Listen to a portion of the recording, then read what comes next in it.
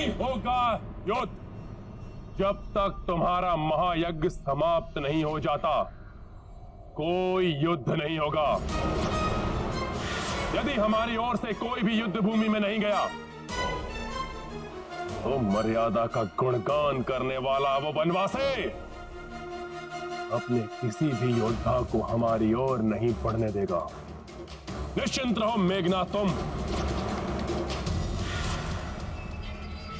जाओ, संपूर्ण करो अपना महायज्ञ। परंतु लंकेश, यदि यज्ञ में शत्रु विघ्न डालने पहुंच गए तो? कैसे पहुंचेंगे वो? मेघनाथ ये यज्ञ सुरक्षित और दुर्गम महानिकुंभला पर्वत पर करेगा, जहां आकाश मार्ग से भी नहीं पहुंचा जा सकता और पाताल मार्ग मेरे और मेघनाथ के सिवाय किसी को ज्ञात नहीं।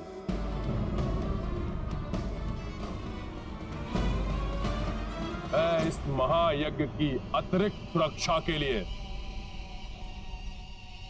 अति मायावी, महाशक्तिशाली चतुर्स्तंभ अस्त्रों को नियुक्त करूंगा। परंतु पिताश्री, उन पर तो संपूर्ण लंका टिकी हुई है और इन्होंने तो त्रिकुट पर्वत के तल को थामकर लंका को सुरक्षा प्रदान की है। वर्तमान समय में लंका की सुरक्षा तुम्हारे यज्ञ को सुरक्षित करने से ही होगी, जिसके पूर्ण होते ही तुम अजय बनकर उस वनवासी और उसके अनुज सहित संपूर्ण वानरों का संहार करोगे और इस लंका को संकट से उबारोगे मेरे पुत्र। आप निश्चिंत रहिए पिताश्री, मैं अभी जाकर यज्ञ विधि प्रारंभ करता हूं।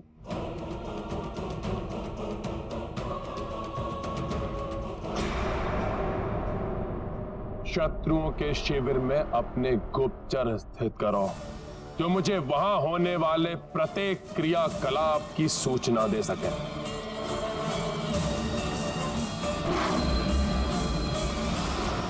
लंका के अनुरूप रावण ने कालनेमी को भेजा और अब उसकी मृत्यु के पश्चात रावण किसी और भी बड़ी भयंकर योजना का निर्माण कर रहा होगा। महाराज विभीषण जी, इस समय रावण की योजना से अधिक मुझे रक्षवैद सुषेण जी की चिंता सता रही है, जिनके कारण रावण का प्रयास असफल हुआ।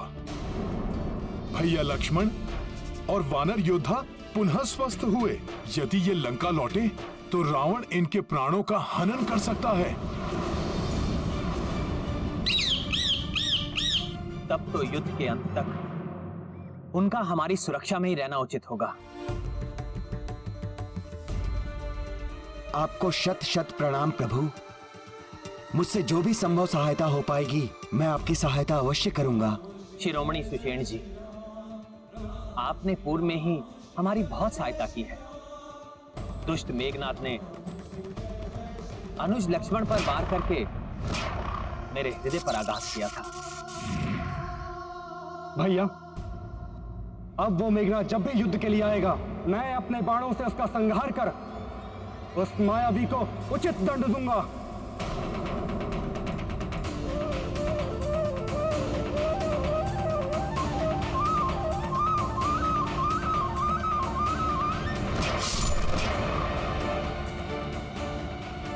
माया के कुचक्र को रचने में मेघनाथ की सहायता करने वाले दुष्ट विद्युत जिह्वा ने माता सीता के मायावी रूप को उत्पन्न कर मुझे भ्रमित करने का दुस्साहस कर मुझसे व्यक्तिगत शत्रुता मोल ली है, जिसके दंड स्वरूप मैं उसका वध करूंगा। मैं उसका वध करूंगा। उसका वध करूंगा।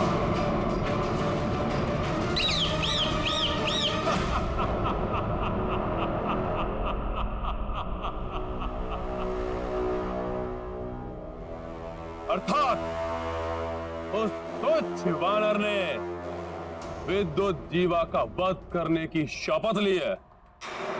उस तुच्छ वानर के क्रोध का लाभ अवश्य उठाएगा ये रावण। अब विद्युत जीवा की माया ही उस तुच्छ वानर को भ्रमित करेगी, परंतु उससे पूर्व मेघनाद का यज्ञ निर्विघ्न रूप से पूर्ण हो जाए, तब तक तुम उस वनवासी और उसकी सेना पर दृष्टि रखोगे। और जो भी महत्वपूर्ण समाचार हो वो मुझे लाकर दो।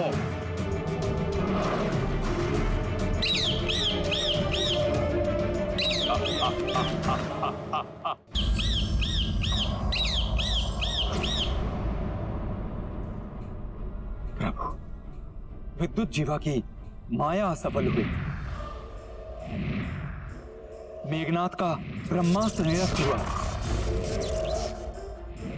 काल नेमी का कालकूट विष कोई हानि नहीं पहुंचा सका, तब भी लंकेश शांत है।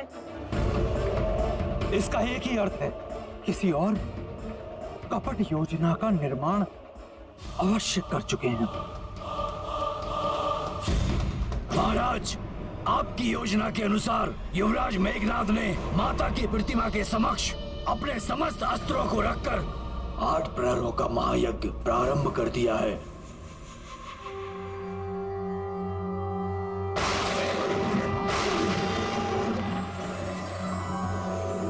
ओम ऐं ह्रीं क्लीं चामुंडाय विच्चे। ओम ग्लौं हुं क्लीं जूं सः ज्वालाय ज्वालाय ज्वल ज्वल प्रज्वल प्रज्वल। ऐं ह्रीं क्लीं चामुंडाय विच्चे। ज्वल हम सं लं छं फट् स्वाहा। महाराज, आपके आदेशानुसार युवराज मेघनाद के यज्ञ की रक्षा हेतु पर्वत के चारों ओर चतुर स्तंभासुरों को स्थापित कर दिया गया है। नील स्तंभासुर उत्तर दिशा की रक्षा करेगा, क्रोध स्तंभासुर पूर्व दिशा की ओर, दंत स्तंभासुर पश्चिम दिशा और महास्तंभासुर दक्षिण दिशा की ओर अपनी दृष्टि रखेगा।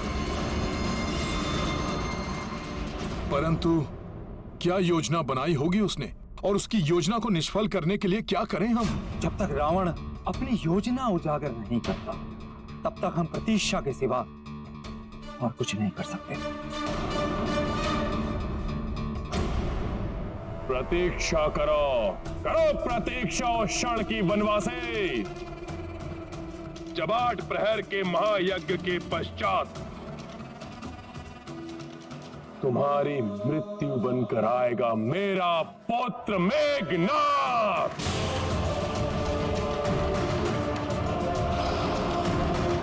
ओम ग्लौं हुं क्लीं जूं सः ज्वालाय ज्वालाय ज्वल ज्वल प्रज्वल प्रज्वल।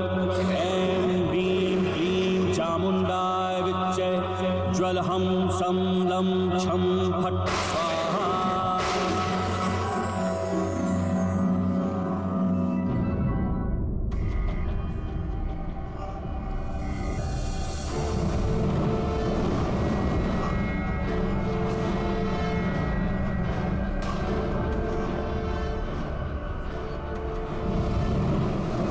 मुझे प्रतीत हो रहा है जैसे कोई हवन अग्नि के समक्ष महाजाप करके अति विनाशक शक्ति को साधने की चेष्टा कर रहा है। फिर तो अवश्य रावण के कहने पर मेघनाद की महायज्ञ कर किसी संहारक शक्ति को प्राप्त करने का प्रयास कर रहा होगा।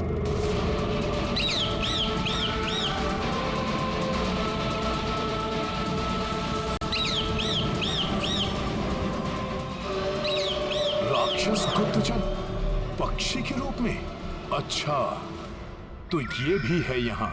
कदाचित इसी कारण भोर से संध्या तक प्रतीक्षा करने के पश्चात भी कोई भी राक्षस युद्ध के लिए प्रस्तुत नहीं हुआ। प्रभु, मेरे सुझाव में हमें लंका पर आक्रमण करके उन्हें युद्ध के लिए बाध्य करना चाहिए। मेरे विचार से हमारे इस धर्म युद्ध की ज्वाला में लंका की स्त्रियां और बालकों के निर्दोष जीवन को भस्म करने का अधर्म करना सर्वथा अनुचित होगा। हमें भी अपनी रणनीति निर्धारित कर आगे बढ़ना चाहिए, और मैं ऐसी अचूक योजना का सृजन कर चुका हूं जिसका शत्रु कल्पना भी नहीं कर सकता। इनकी योजना ज्ञात करने के लिए मेरा इनके समीप जाना आवश्यक है।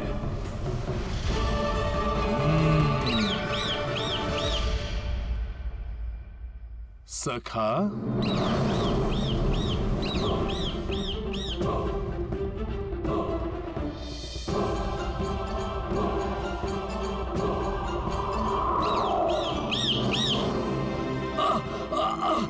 अरे मुझे छोड़ो! अरे छोड़ो मुझे! अरे छोड़ो मुझे! छोड़ दे वानर! छोड़! छोड़ वानर! छोड़! छोड़! छोड़ वानर! छोड़! इस रक्ष गुप्तचर को पकड़ने की मेरी योजना तो सफल हुई। अपने प्राणों की रक्षा चाहते हो तो अपने वास्तविक रूप में प्रकट हो।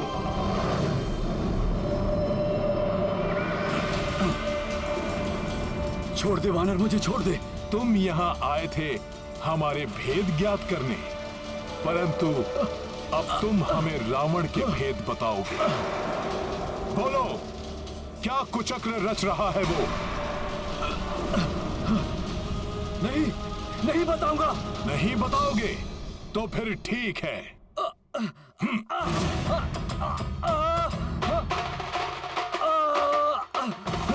छोड़ दे! छोड़ दे! छोड़ दे!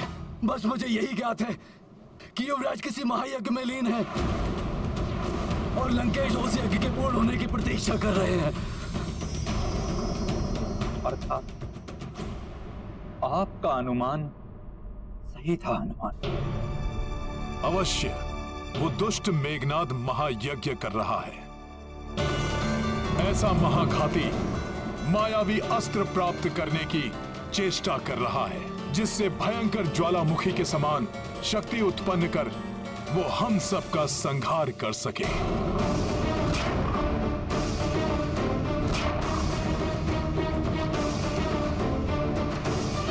इससे पूर्व कि वो दुष्ट मेघनाद अपने यज्ञ से कोई महाघाती संहारक अस्त्र प्राप्त कर ले, मुझे उसे किसी भी प्रकार से रोकना होगा। हनुमान जी, वो जड़ी बूटियां समस्त योद्धाओं में वितरित कर दीजिए। जी सुषेण जी।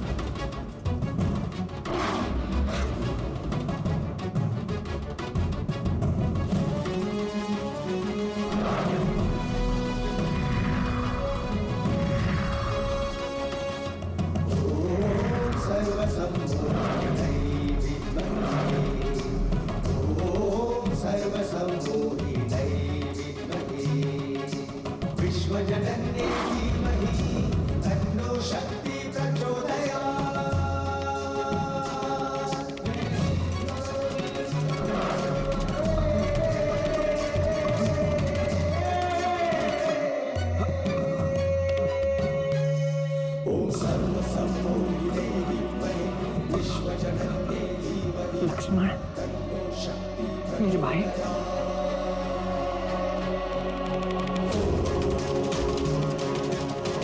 तुम्हें पुनः स्वस्थ देख ऐसी अनुभूति हो रही है जैसे मेरे प्राण लौट आए।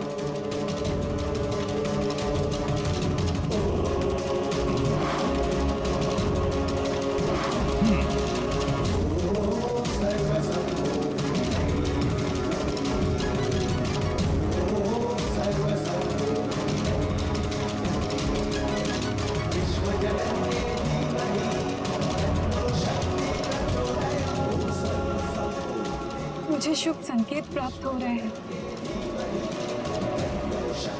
प्रतीत होता है अनुज लक्ष्मण पुनः सकुशल है।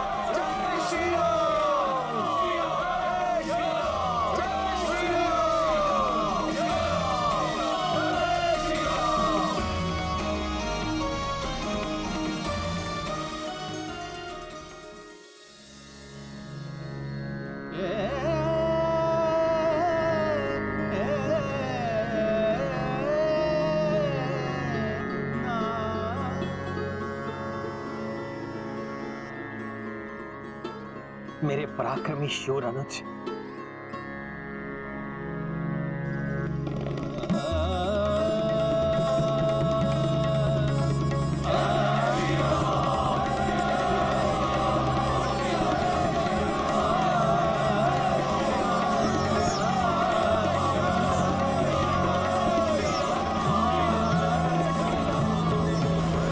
तुम्हें ये जानकर बहुत प्रसन्नता होगी लक्ष्मण कि तुम्हारी भाभी मां जीवित है।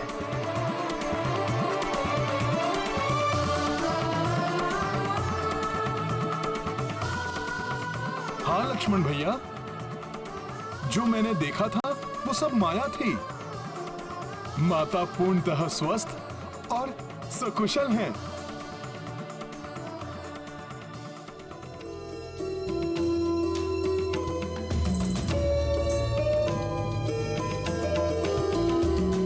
हनुमान, तुमने लक्ष्मण और समस्त सेना के उपचार के लिए जो कठिन कार्य किया है, उसके लिए पुरस्कार स्वरूप मैं तुम्हें पुनः हृदय ही लगा सकता हूं।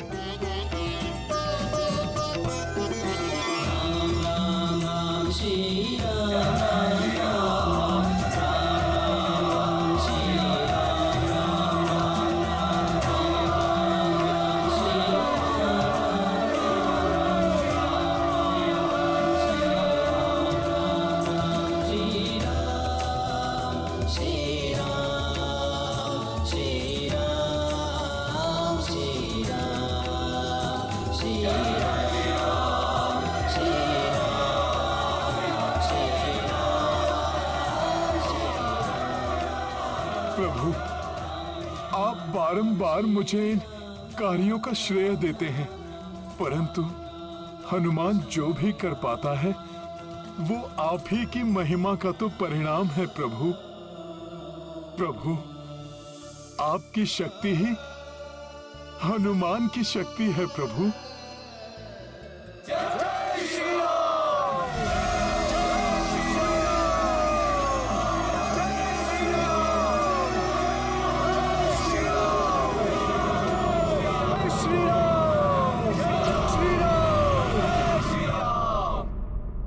ये स्वप्न है, ये सत्य है? नहीं, स्वप्न ही होगा।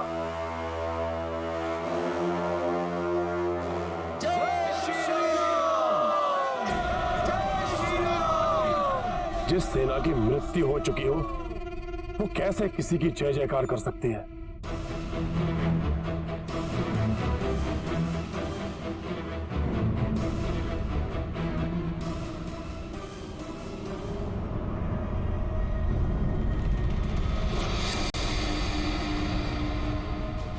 इसका अर्थ है काल नेमी असफल हुआ। पिताश्री, मेरे दिव्यास्त्र से कोई कैसे अपनी रक्षा कर सकता है? बड़े विचित्र हैं वो वानर, हर बार बच जाते हैं और प्रत्येक बार हमें पराजित होना पड़ा। कहीं ये तो बस, मूर्खतापूर्ण प्रश्न पूछना बंद करो मेघनाथ। प्रतीत होता है कि तुम्हारे हृदय में भी भय व्याप्त है कि वो वनवासी नारायण तो नहीं, कोई नारायण नहीं है वो। हमारे घर के भेद ही हमारी पराजय का कारण बनते हैं। वो द्रोही विभीषण, जिसने हमारे योद्धाओं के वध का रहस्य बताया, और अब वो द्रोही राजवैद्य सुषेण जो शत्रुओं का उपचार कर रहा है।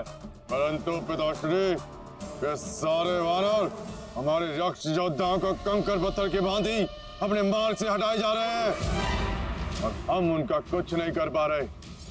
अब हमें हमारी विजय सुनिश्चित करने हैं तो अत्यंत प्रभावी युक्ति अपनानी होगी। इस पर भी मैं विचार कर चुका हूं पुत्र। माता निकुंभला के महायज्ञ से अधिक प्रभावशाली और कुछ नहीं हो सकता। महायज्ञ के पश्चात तुम माता निकुंभला से ऐसी शक्ति प्राप्त कर सकते हो जो माता पार्वती ने कार्तिकेय को दी थी। ऐसी परम शक्ति जो उस वनवासी को ही नहीं, उसकी संपूर्ण सेना को नष्ट कर देगी।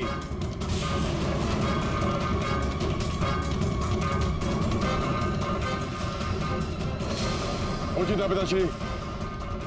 यदि यही एकमात्र उपाय है तो मैं 8 प्रहर में पूर्ण होने वाले माता निकुंभला के महायज्ञ को पूर्ण करूंगा। परंतु इस महायज्ञ के समय पर तो अस्त्र उठाना भी वर्जित है, फिर युद्ध। अब एक क्षण का विलंब किए बिना हम भाभी को उस मायावी राक्षस से मुक्त कराना चाहिए।